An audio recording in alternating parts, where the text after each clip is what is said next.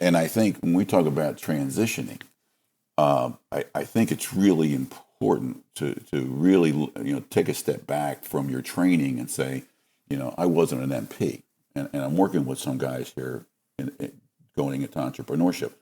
I wasn't an MP. What you were was a leader. You were a leader in these categories.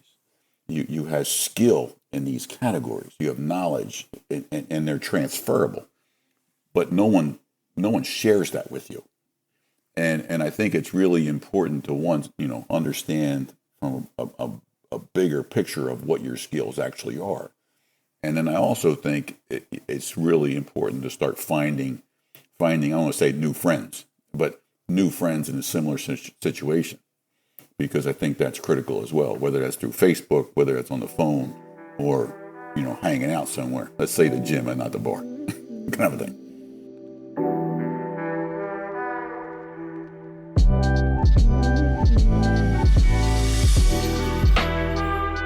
Hello, and welcome to the New Mission Career Transition Podcast. I'm your host, Chris Caprellian.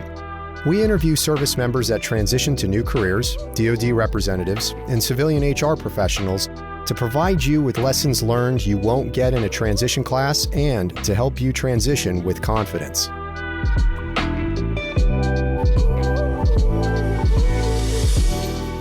On this episode, we have Steve Rotay, prior Marine who went the entrepreneurial route and did so successfully. Today, he's a franchise consultant. He works with FCC Mid-Atlantic and Steve Rotay Enterprises, and we're going to talk about the world of franchise. I mean, we talked about business ownership and entrepreneurship, but this is going to go into a deep dive on what it means to become a franchise owner and the benefits of being a franchise owner. So if you've got that entrepreneurial bug bite that you think that's what you want to do when you get out, hey, this episode is for you.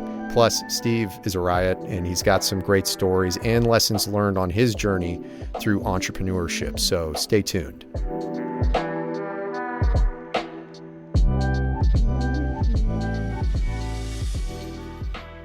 Steve Rotay, welcome to the podcast. Chris, thanks for having me on. I appreciate it. Hey, well, thank you for coming on. One of the topics we're going to talk about, actually, we're going to do just a whole deep dive into what it means to be a franchise owner or buying into a franchise. I'm not sure if I've got my terminology right, but I know we have some content that we've talked about starting a business from scratch. And then there's a second option. And quite frankly, I don't know much about the second option. So this is going to be a great education for our listeners and even myself. And so this is going to be great. But to start off, I ask every guest, we want the audience to know who you are and where you came from. So I'm going to throw some softballs at you, Steve, and ask you where you grew up and how you joined the military. Oh, no, you're not going to ask me anything to make me cry now, are you? I cannot promise your feelings won't get hurt. That's all good. I grew up outside of Philadelphia, a little town called Bridgeport, outside of Philly. The landmark there now is the King of Prussia Mall. So that was a long time ago, 59. So we're talking almost 60 years ago there.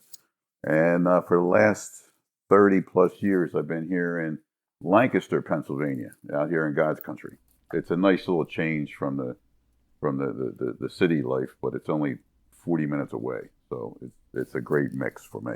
Okay. So, yeah, it's been great. You've got some time, though, in the Marine Corps. You're a fellow Leatherneck. I am. Yeah, how did that happen? Well, can I say ego? I can say that. Growing up, the town that I grew up in was a pretty tough town. So if you look on a map, Bridgeport's 1 square mile. And there used to be a giant steel mill right outside the town, and everybody worked there. So you either went to the steel mill, you were in construction, or some other bad things happened to you in that town. It was a very, very blue-collar town. I played football at a place called Upper Merion. We were state champs and all that kind of good stuff. We had a great, great team.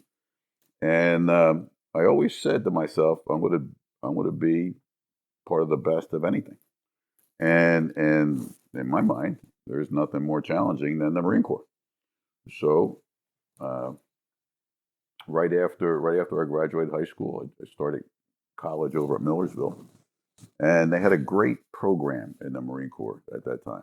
I don't know if it still exists, but the program was you go away for boot camp for the summer, then you get attached to a reserve unit during the school year, and then in May you get attached to another full-time unit for the summer months, and then you do that for 6 years, and with the intention of being an officer. So it was an awesome program, and in the Marine Corps, people come and go. They don't know what happened to you, where you are. Just you show up one day and you leave another. So it was a great experience. Went through boot camp, went through the Paris Island, had a great experience out in Fort Leonard Wood for heavy equipment operator. Then after I went through all that, they saw me. I was a center at Millersville playing football there. So I was a fairly larger guy. And somebody said, "Hey, Steve, you know what an M60 is?" And I went, "Nope." I saw that coming. I knew it was coming. If it wasn't coming, I was going to say, "Yeah, you carry the machine gun." You know what? I've always laughed because I was a little bit larger, in our platoon. I got the M60, and the smallest guy in the platoon got to carry the ammo. And that was backwards.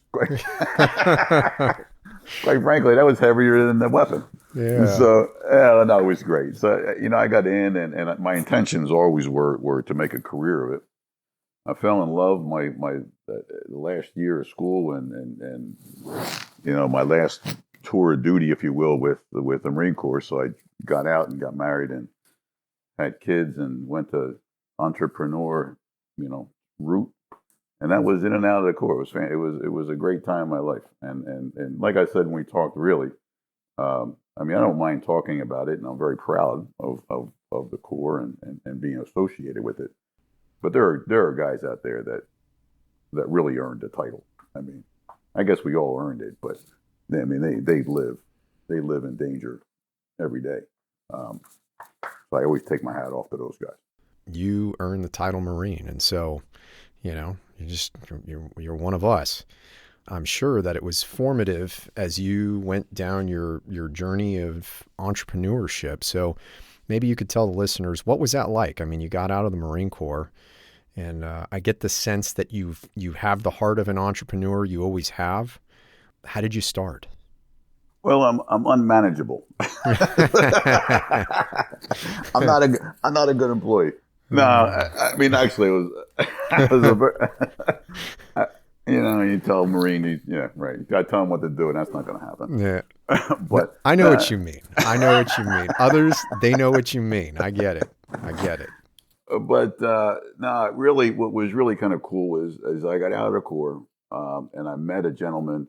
That was a West Point grad, Vietnam vet, and he took a liking to me and brought me into a large corporation. I'll remain nameless here for a second. Did a great job. Took me in and kind of taught me the business world. And ironically, I'll tell you, I was responsible for distributors.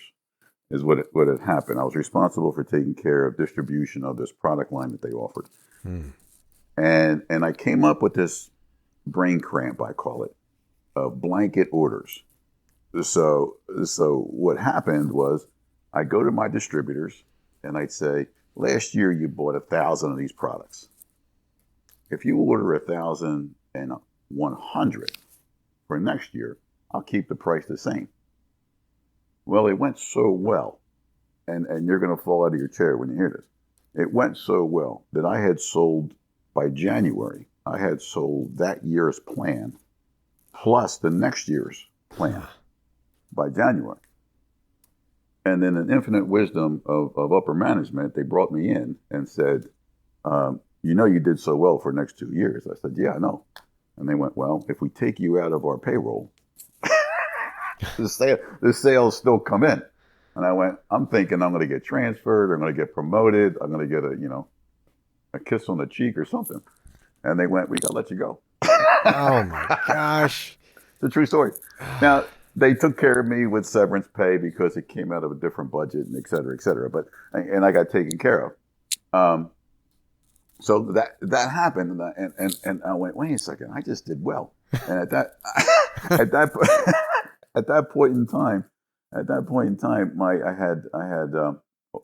was married, and I had one child. So I went to work for a European company, and very quickly I rose to the ranks. I became vice president of sales in the Mid-Atlantic area. It was going fantastic. It was absolutely going fantastic. I was driving, flying all over the place, and things were going great. I had 10 guys that worked for me, and they flew me to Switzerland. I'll never forget. They flew me to Switzerland, and I met with the president of the company, who was a worldwide company. And he says, Steve, you're doing so great. We want to make you president of U.S. operations. And I went, thank you, but I got to move to California. He said, yes. I said, look, I'm an East Coast guy. I'll stick out like a sore thumb in Southern California. I said, so if you don't mind, let me stay here, and I'll work for whoever. And he went, great. You do your thing. God bless you. We had a drink, the schnapps, actually, pear schnapps was this thing. Huh. We had this drink, it was great. I get to, about 3-4 weeks later, they called me out to California, and the new president of the company of U.S. operations, and I was only 34 at the time, 34 years old. And a wife, 2 kids now, and a big dog and a giant mortgage. And he takes me out there and says, look, you're too good of friends with the CEO. I said, well, yeah. Yeah. He went, I can't have somebody like that on my team. You got to go. And so if you weren't manageable before, you sure as hell aren't manageable now. Not even close. Not even close.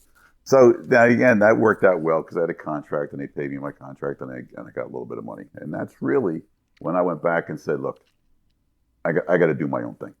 I got to work for myself. I can't be subject to other people's whims. And really none of it was more than, out of all this, was I look back and everybody was, I don't want to say selfish is not the right word, but they were very centralized focused. Hmm. So to me, I'm going to say I went kicking and screaming into entrepreneurship, and it's not been easy, but it's been a wonderful ride. Wonderful. Wow. There you go. That's your story for today. Yeah. Oh, no. You don't get off that easy. We got to get into this. All right. So, man, I guess when one thinks, or even when I think of what working in corporate sales is like, there's cutthroat, but I guess that's kind of the reality of cutthroat. So after you had that sting and realized that you need to work for yourself, what did you start doing? The first thing I did was because I was in sales, and the product that I had with the European company was industrial products, valves, instrumentation, things of that nature. I started my own manufacturer's rep business. And it was me, and I had a Great Dane at the time, Dante. So it was me and Dante in a spare bedroom. It started, and I took a shot. And like I said, I was fortunate that because of the severance, my contract with the Swiss company, I was able to afford a little bit of luxury of ramp up time. So I started doing that pretty well, and then I got an idea of having a service company install the product that I was selling. And I went, that's a great idea. And I tried to find a company to buy. And I came across a franchise called Paul Davis Restoration. Was the franchise. And I looked at it and I went, wow, I like this thing. But it had no affiliation with industrial products. It had zero affiliation. And when I got down to it, I made a choice. I made a choice to jump from truly independent ownership to owning a franchise. And it was that I started with myself, a truck, a lady in the office, and that was it. That's how the thing started. Back in May of 2000, to be exact. Yeah. Wow. Mother's Day weekend was actually. Yeah. Mother's Day weekend. That was it. And then how did that scale? I mean, because I know you scaled it. Oh my goodness, yeah. So it was, like I said, it was me in a truck, and and I owned 2 counties. This is how they sold it. I owned 2 counties in Lancaster. Okay. I grew the business. I grew the business. I started adding people and working the deal, working the program that Paul Davis had. And as it was going, there was a neighbor franchise who the guy was just, he was a wild man, to say the least. He was doing everything against the program, against the Paul Davis. So I wound up just going with him and said, look, I'm going to buy you out, because in a franchise, the good news is there's hundreds of franchises with your name. You're all the same name. It's a wonderful thing. The bad news is you get a jerk in the mix. Well, now you're all jerks because you're all the same name. So that's the bad news. And franchises work really hard to fix that. But anyway, I got to meet this guy, and I sat down and said, let me buy you out. Let me buy you out. And I did. I acquired his territory. And then, I worked it, and it started to grow. And I developed a reputation of working in the insurance industry. And then another gentleman came in and said, Steve, you're doing so well. I could do that. I said, great. He went, that's partner. I said, I'll do you one better. I'll buy the adjacent territory. You run it. When it gets to a certain level, you buy it from me at this price. No problem. And I thought it was a great deal. And he jumped in. And after a little while, he went, you guys are crazy. You're crazy. And he got out. So I acquired that territory. And then over time, as people wanted to retire or they weren't doing as well as they wanted to, and I was friends with all the adjacent franchises, I wound up acquiring them, etc. And over a 15-year period, I wound up having 8 franchises. We had 167 employees, and I became the what they call large loss. So most Paul Davis has dealt with homeowners have flooded basements, etc., little fires in their house. I dealt with all the schools, the hospitals, the retirement communities, the really big stuff, because I enjoyed it and I invested in training and assets for it. And that was 2016 when I sold it all. I sold it all back. Yeah. Wow. And it was a heck of a journey. Yeah, no doubt. And in that journey, were there hard lessons learned, like a couple that just come to mind that are still applicable today? Yeah. Oh, there's a ton. There's really a ton. I mean, with a franchise, there's a couple of things, and I think the most important when we're talking about it could be franchising, it could be any business scenario. People go into business to make money. And you want to provide money, you want to provide for your family, whatever your vision is. But one of the things that is huge is people that you partner with or you rely on, whether it's a vendor, whether it's a subcontractor, whatever the case may be, people that you really depend on. In my case, it was the franchisor. They were setting the strategy and I was implementing the operations. You had to share core values. And if you don't like the person you're in bed with, that's a real problem. And can I say in bed with on a podcast? Yeah, you can. You could say whatever you want, Steve. Okay, Yeah. All right. But I would say some of the few of the life lessons is number one, and I will get into what I do now. But when I talk with clients getting into franchising and getting into business, number one thing that I focus on is, do you understand what your core values are? You should be able to look in the mirror and say, this is what's important to me.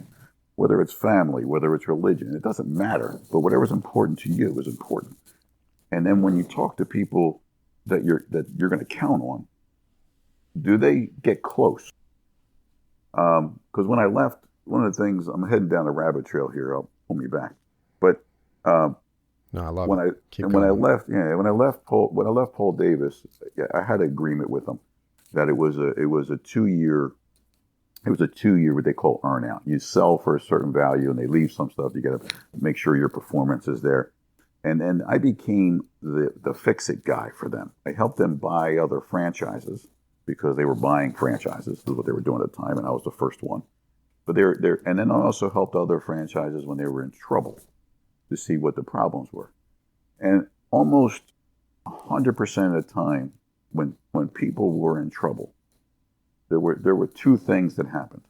Number one, they left the program. Now, I'm not going to sit here and tell you that I did 100% of the program, because I may see train tracks and I'll run on them, but that doesn't mean I'm staying with them. I'll veer a little bit, but I head in the same direction. These people got off the reservation there and they went kind of far. And the other thing that I discovered almost 100% of the time was what they felt as a core value with them. Honesty, integrity, whatever that may be, did not align with the franchisor. So when there was a problem, when there's a conflict, they couldn't meet at the table and say, let's resolve it. I was very fortunate because I didn't know back in 2000 what values meant or were. But we aligned very well. So when I had a problem, and every business has adversity, I was able to call up the president and say, I got a problem. I'm not saying it's your fault. I'm saying, how do we get to the end of this thing? And 100% of the time, they worked with me. 100%. It almost sounds like a great recipe for a marriage too. I mean, it's almost the same darn thing, right? Like, absolutely. Yeah, you say get in bed with, quite frankly. I mean, but it's true, right? Yeah. I just as a guy that, I mean, I've got a divorce under my belt, and I've made mistakes and I've learned, but it sounds like taking the same approach. I mean, you got to have a really good functioning relationship based on core values, whether it's with a partner or the franchise itself, correct? It's all to me. It's all the same. Yeah, it's all the same. A physical partner that you live with, or a business relationship partner. I tell you the truth. I think it's easier to get out of a physical partnership than it is to get out of a business relationship. I could imagine that. I could imagine that. Well, I got to tell you. So you mentioned divorce, and recently I'm recently single for now. No one did anything. No one did anything stupid. It was just one of those things that it ran its course. But in the midst of all that, and this is going to attest to matching values. I was with a company called Redbox Plus. Redbox Plus is a dumpster and porta potty franchise. Great concept. They built a cage on the front of dumpsters, and they put 2 porta potties on it. So when a contractor needs a dumpster, he gets 2 porta potties at the same time.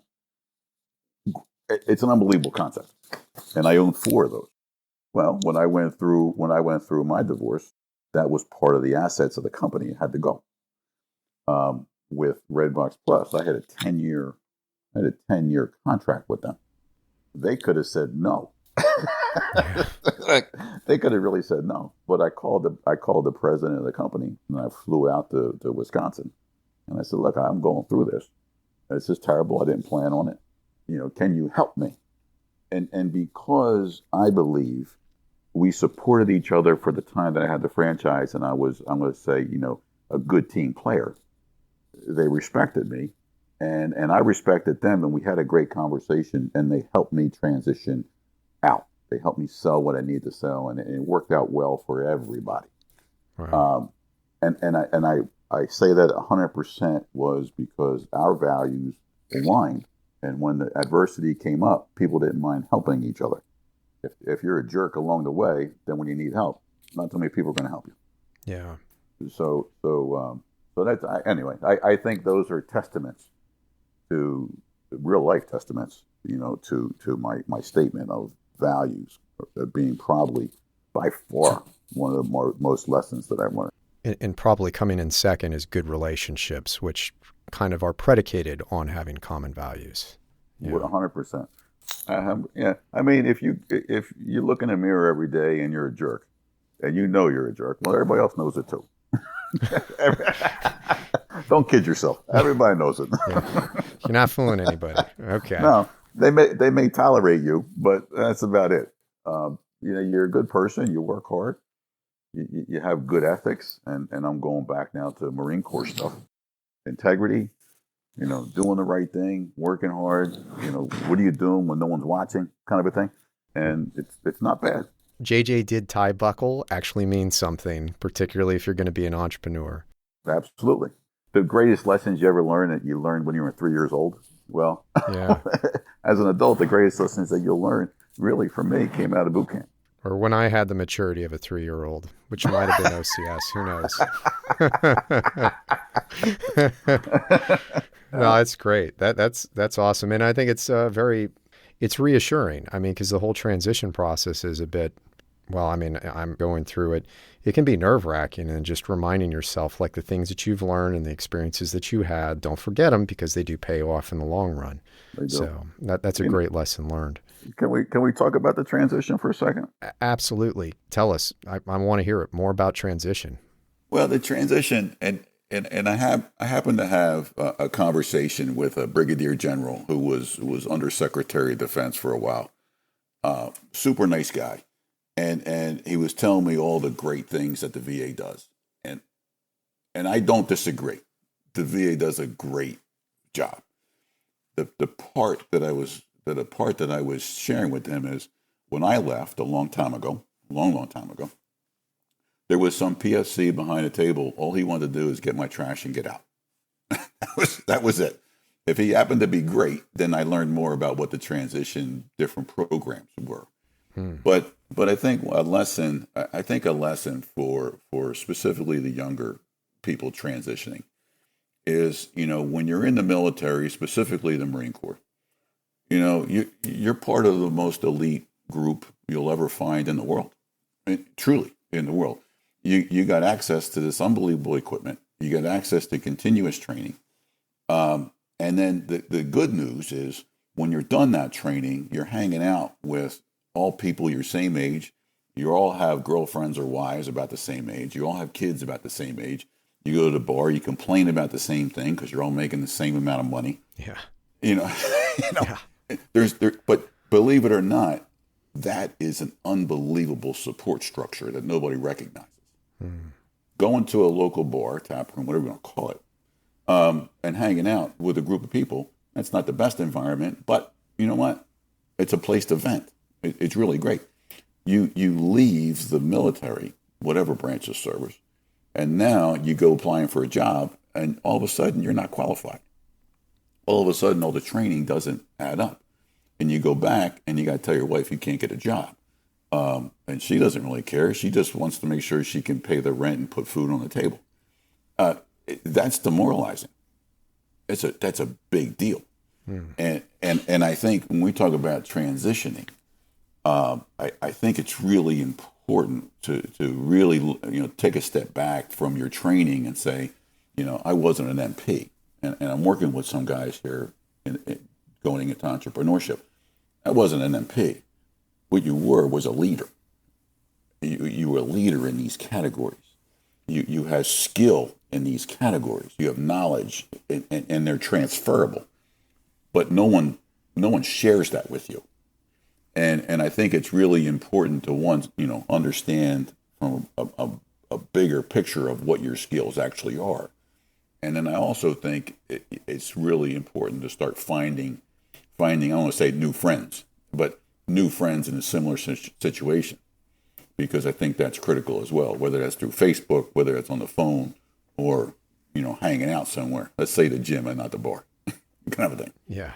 I think it's huge. I think that's huge. And that's where we came up with a couple of programs. And, I think you and I were talking before the podcast here was, I'm a chairman of the Veterans Council through our company, where we have a group of guys just, helping people that are transitioning from the military into entrepreneurship or business. Maybe they can't be an entrepreneur, but maybe we can point them in the right direction for business. That's a big deal. That's a really big deal. Oh, that's great. I didn't know your company actually provided outreach specifically to veterans. That's pretty cool. Yeah, we have a couple of councils, and like I said, because I'm affiliated, with the military, I really jumped on the Veterans Council. But there's a few that really, one, I'm going to a show this weekend that's just specifically for firemen.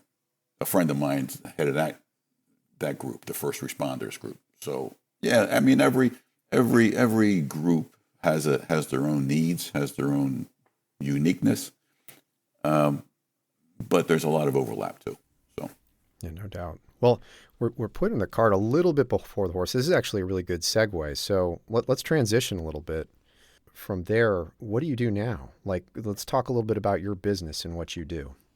and so it's true. So after I sold everything, I had some non-competes, etc. I got into a company called it's called Franchise Consulting Company, FCC, and really what our organization is there's 174 of us. I became a partner in the company, and we have two major functions, if you will, two major missions. One is I work with companies that are trying to grow, and I help them grow, or at least look at growing, by becoming a franchise. So that's number one. So I'll sit down with business owners and find out what their goals are, what their plan is, resources allocated, etc. And then most of my day is spent with clients trying to figure out that are interested in becoming their own boss, but don't have any clue of what franchising is all about. I mean, most people think of franchises, they go, oh, McDonald's, Chick-fil-A, Subway. There's 4,000 franchises across the United States. Wow. There's in every industry known to man. And because my world was the restoration world, that's what I know. I know home service is the best. So I kind of go, there's a million home service. There's a franchise for picking up dog waste, quite frankly. I mean, there's a franchise for everything. Wow. And by the way, that one is that franchise is like an ATM, by the way. It just spits out cash all day long. But there's franchise. So what I do now is I'll spend time with people. I'll find out what their goals are. I have a questionnaire for them that we go through and ask a questionnaire. We talk a little bit about money, and I know specifically when you're talking about people coming out of the service immediately, they don't have a lot of cash. I get it. There are ways to get some. We got to work through it, but there's all kinds of things. But I help people try and understand what they want to do, not from a business standpoint, but what's their goal? If they got $10,000, why not just put it in the bank and get interest? What are you trying to get out of this thing? What's your lifestyle vision? And then I go and I go shopping, and I try and find them a franchise that works. And most of the time I'll get close, and then they tell me I like this, I don't like that, and like it, and I learn. And then I go shopping again, and I go shopping again, and I go shopping again until they tell me to stop or they buy something. But it's a journey, and that's, I think, the biggest lesson I have to teach people is people want to change their lives, and whether they're just transitioning out of the military or they had a job and they're tired of working for someone else, it's not something you flip the switch and you do it tomorrow. I could do that for you. I can get you a franchise instantly. The problem is it may not line up with what you need. And so I spend a lot of time on what do you need? What are you trying to achieve? And work with people on that.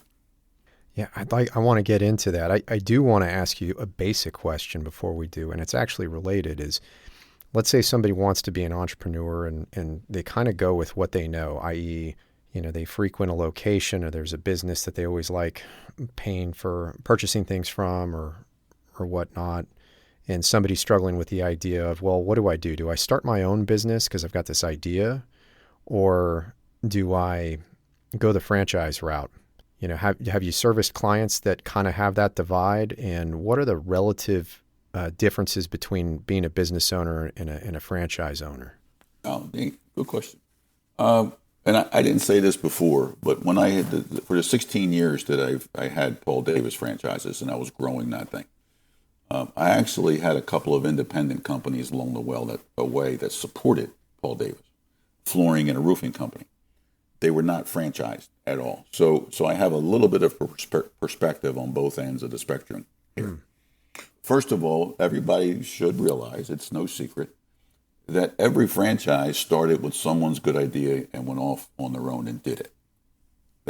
Every franchise started out as an independent business, and that's a fact. So really, the value of a franchise and the value specifically for me, like I indicated, if you give me a track to run on, I'm going to stay pretty close to the track and run. So, for example, you get in with a Paul Davis or Redbox Plus or one of the 4,000 other franchises. When I got Redbox Plus, it's a dumpster franchise that also is, you need CDL drivers because you were driving roll-off dumpsters. They gave me a list of things I needed to do before I could open my doors. That was Department of DEP, Environmental Protection. I had waste haulers, the state of Pennsylvania, Department of Transportation. There were all these things that I had to do, get licenses, permits, etc., to make happen. They gave me contracts to get signed by my clients who were getting these dumpsters.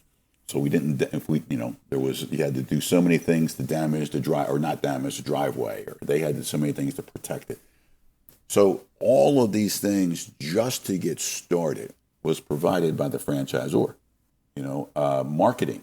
As soon as I paid for it, they start marketing my business for me with professional graphics and search engine optimization. I call it all digital marketing, everything online.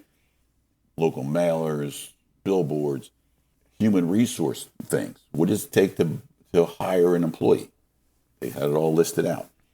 All these different categories from legal, accounting, human resources, marketing, and what kind of location you needed and where it needed to be for demographics. All that was provided by the franchisor.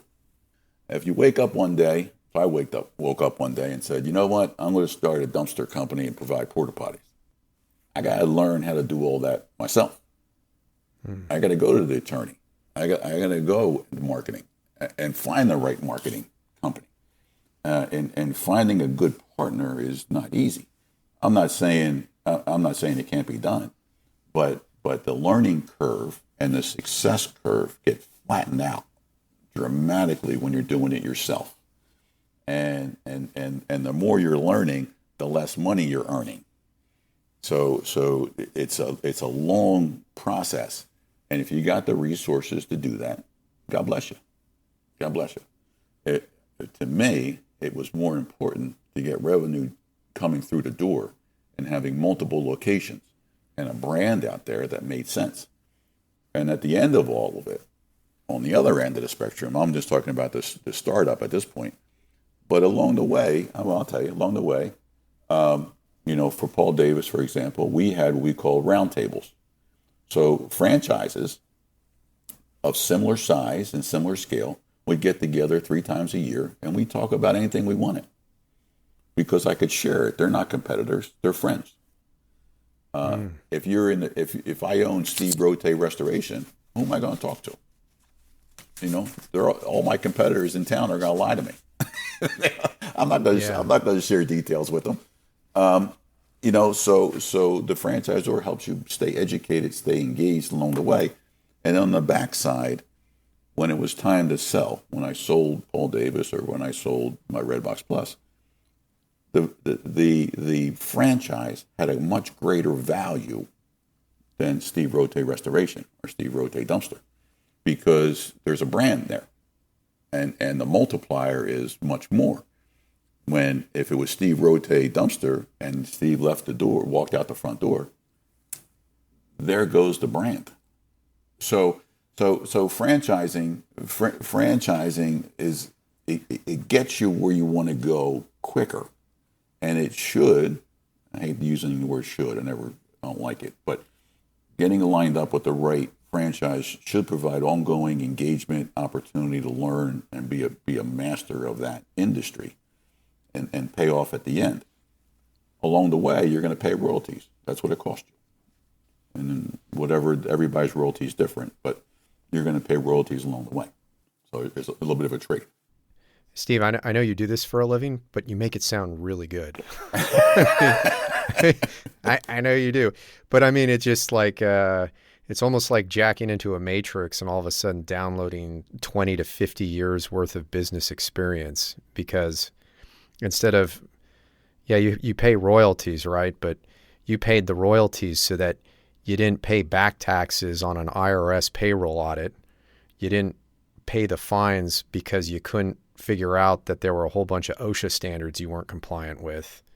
You didn't lose revenue on sales because you didn't understand the ABC or the food, health, and sanitation laws for whatever service you were providing. And then on top of that, you get the year's worth of brand recognition for whatever product or service you're providing to a customer. It's like jump starting a business from 0 to 60 because you've got the partnership and the network to be able to make that a reality. Yeah, right on the money. Right on the money. Yeah, you got it. Wow, that's great. So somebody that's interested in going to a franchise, and maybe and I understand you counsel them by figuring out what are their goals, what is it they want, trying to figure out their core needs and then match them with maybe options that are right for them. Don't get target fixation on the Chick-fil-A. We know I love my number 2, but that's probably not the right thing for me. When you service clients, what are different personal requirements, or explain the spectrum of individuals that you've counseled based on what their needs were? Can you give some examples? Sure, and the spectrum is broad. Let me tell you. Let me start out by saying that it's like there's a few guys that I have, and I use guys generically, so anybody out there don't get offended. There are a few guys out there that are really, they have money and they're trying to bury it to pay tax, so they're not paying taxes or building assets from it. That's a few, and there's a few people that just they're buying companies that have a lot of assets, like the dumpster franchise. I mean, it's all assets. It's dumpsters and trucks. But that's on a very, very broad end of the spectrum. Most people I deal with are people that are, I'm going to call it middle-class Americans. They have some equity in their home. They made a couple of dollars in their 401k account. I'm not talking $1 million. I'm just talking a couple of dollars in their 401k account. And they're looking and saying, I'm 35, I'm 40, I'm up to about 50 years old here. I got a little bit of runway left to do something and leave it for my kids or to give me some more freedom. That's the vast majority of people I work with. They're in that range of saying they're looking at the next phase. They got kids, and they're trying to figure out what's next. What are they dealing with? They're looking at money first. They're looking at, I got to earn. I was on the phone with a gentleman yesterday who said, he goes, I don't know if I'm right for franchising or not. I said, okay, let's talk. And we start talking. And he went, and his wife jumped in, and she goes, we can't live more than 4 months with him not having an income. I said, okay, if you don't mind telling me, what's the income? She says, we need something in the neighborhood of $25,000 a month to live, period. I went, starting a franchise business may not be for you right now. Yeah. It's no business is going to come in and drop that kind of money that quickly. I shouldn't say none. There's a few, but you're going to put a whole lot of money into it. Yeah. So we spent the rest of the time talking about, could he stay with his current job or change jobs and take a little bit less of income and get some income out of an upcoming franchise and give it an opportunity to grow. Because you put that kind of burden on any business, you're going to kill it. It's just not going to make it. You're going to kill the business and hurt yourself personally. Do you say that because you're going to be making decisions solely based on revenue instead of something that is more important? Yes. If you're looking at just that revenue, I think it's a mistake. Personal opinion is a mistake. I think that unless you have a boatload of money sitting somewhere that you just want to invest in looking at ROI, then that's one strategy. That's not wrong. That's one strategy. Most people I deal with are not in that world. They're still in a growing phase. They're still trying to set themselves up for retirement, or they're trying to have something of a legacy to give to their kids. They're trying to do something in that fashion. So earning, paying for health care, and starting a business is all similar priority. So we need to now talk about that process along the way. And then once we figure out those types of goals, and that goes back to my, what are your goals and what are your values? What are the goals here? You want to turn something over to your children? Beautiful. You got to generate some income? Beautiful. Now, let's back into a franchise. Because once we understand what your vision is, once we understand your needs, some things just fade away. I'll give you an example. I often get the question, I want to be in the dispensary business. I want to dispense cannabis because I heard it's very profitable. You're 100% right. It's extremely profitable business. But on a federal level, it's still illegal. No matter what the states say, it's still illegal. Therefore, no institution that lends money that's FDIC insured can lend money to a cannabis place. So you got to come in with cash. You have to show up with $1.5 million in cash. So people go, I want to be in cannabis. Great, I'll get you in it. You got $1.5 million? No, then you're not getting in cannabis. You're just not doing it. So when I talk about knowing your goals and then knowing where you stand in terms of resources, cannabis goes away in this case. That part goes away. Maybe we talk about home services. Maybe we talk about pet services. We talk about things that may not require a whole bunch of resources up front. Maybe are better from an SBA loan. We'll talk about lending here in a bit, but maybe SBA can support stuff. Maybe you can do an absentee. Maybe you can do things on your phone versus being there managing people. There's a number of different franchises with a number of different strategies if we understand what the thoughts and directions are. Does that make sense? It makes perfect sense. If anything, I had an episode with a career coach named Amy Lee Miller, and part of our conversation was not going to the tactics of figuring out the what to do before you take a look inward and say, who am I? What is it that's important to me? Broadly speaking, what do I hope to achieve in the future? So that you don't end up solving the wrong problem, because that doesn't lead anywhere. And it sounds like it's very much the same thing if you want to become part of a franchise. You can't create the answer if you don't know the question. Absolutely. 100%. We're on the same page. Actually, she and I are on the same page. Yeah. Yeah, definitely. Out of curiosity, for those that are veterans, are there any trends? Well, ironically, I think 7 out of 10 franchises are owned by veterans. I think I'm right on that statistic. It's if not, I'm very close to that number. So it is something that veterans are becoming aware of. Wow. And it's a big number, and I was surprised when I heard it. And I was truly surprised, and I think it really falls into it falls into maybe a character of veterans, and that is they understand what rules are. They understand what a program is, what direction should be, and they understand hierarchy. And even though you may disagree, you're taught over the years, you may disagree and you may voice your disagreement, but at the end of the day, you're going to get it done. And that plays very, very well in the franchise world. So the franchisor may listen to you, complain about something, or say you have a better solution. But after you get off the phone, this is the way we're doing it. And I think veterans play very, very well in that. I see a lot of veterans now trending towards home services because you can operate out of your house. You can operate mostly on your phone. And actually, part of it is a study was done that most veterans learn best when there's a combination of hands-on and audio learning. And there's a statistic, and I forget it, but it's somebody that came out of the military, and you're trying to train them, and they did a test that said if you didn't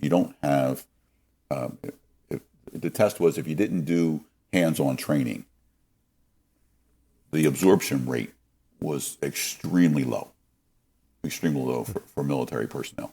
You throw in hands-on, it became extraordinarily high. It's a strange phenomenon, but I think when veterans are looking at business, they're looking at what do I know? What can I do? Where do I play? And I think that one, coming out of the military, you have a leadership discipline. So you go into creating a small franchise, a small group.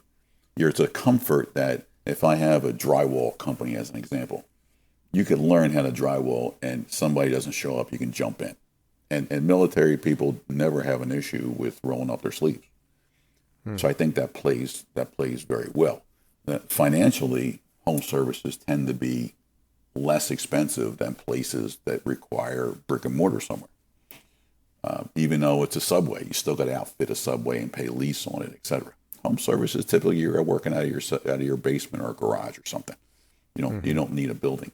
So I'm seeing people kind of specifically military people kind of go towards the home services and growing organizations in that fashion. The second one would be smaller food places that may be a food truck or a Subway that's pretty small. That you create a nice little team, and almost exclusively every single person in the military, the first thing out of their mouth is, I want to create a company where I can create a good team. Almost 100% of the time. It's music to my ears, actually. But yeah. Well, Steve, we're running a little bit low on time, but man, we covered a lot of ground, and really the ground that I thought was most important. So as we prepare to wrap up this recording, I'm going to ask you a question that I ask all of our guests. If there were 2 or 3 things that you want listeners to remember as they're preparing for their own transition, what are they? Well, a couple of things. Number one is what you've learned in the military. Don't take it for granted. Lean on that discipline, lean on that self-confidence, lean on that self-awareness hard, because it will get you through pain. And you're going transitioning, any transition is painful. Lean on that, a big thing. I think the other part is take a moment and reflect on you. What's important to you?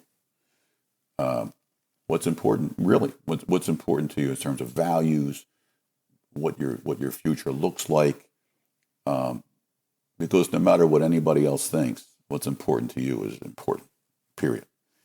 And I'll just add something is even my employees, when I had Paul Davis, I would tell them, I'd love to keep you here as an employee, but if you're not happy, let's figure out what makes you happy. I'll help you go find another job, because it's more important to know what makes you tick than anything. And then at the end of the day, don't ever be afraid to reach out, whether it's a consultant, whether it's a counselor, someone that has experience and knowledge in an area. And my old football coach used to say, no man is an island. So really, those things in my mind, if you get those really under control, the world starts to open up, and options become fewer because they don't matter. The things that don't matter just fall away.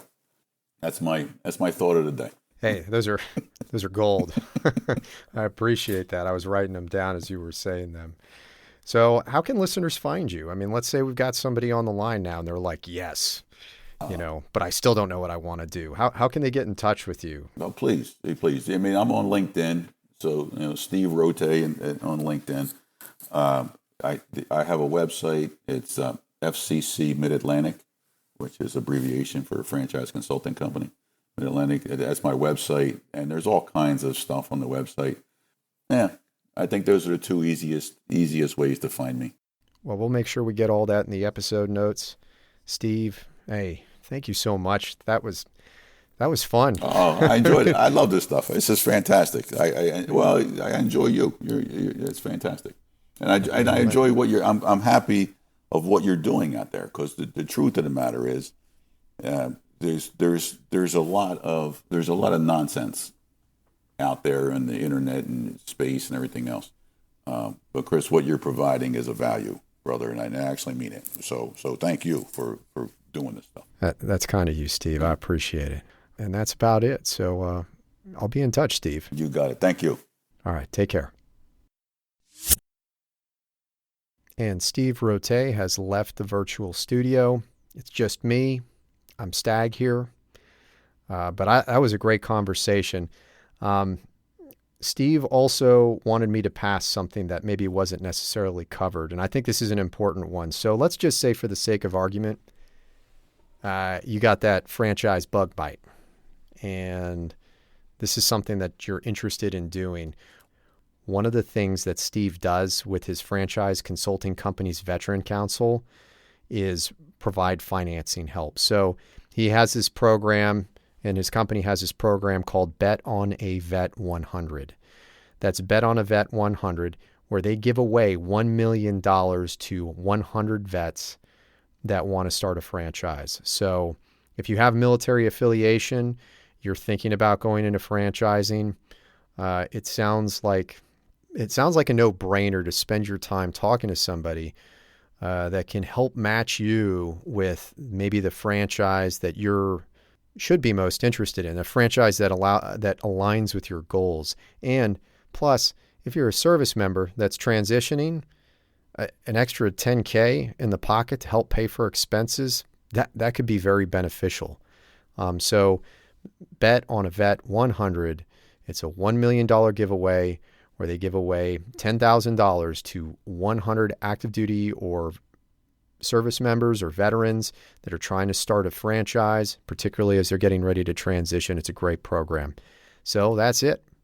I'm going to let what Steve said stand on its own. And I'm just going to tell you, if you're listening to this podcast, thank you very much. I appreciate your listenership. And if you can, give us a review on whatever app you're using. If it's Apple Podcasts, think about giving us a 5-star review. But to be honest, I'll take any feedback that you have, because I'm constantly trying to make the content here useful and improve. I just want to improve. So you could also follow our content. We're on Instagram at New Mission CT. That's New Mission Charlie Tango. And we do some releases there. Plus, you could DM us on that platform. You could hit me up on LinkedIn. I'll take your messages. Certainly take it that route, or via good old-fashioned email at newmissionct@gmail.com. And I promise you, I'll get back to you as soon as I can. If you're preparing for your own transition, know that I'm right there with you. So until next time, stay focused.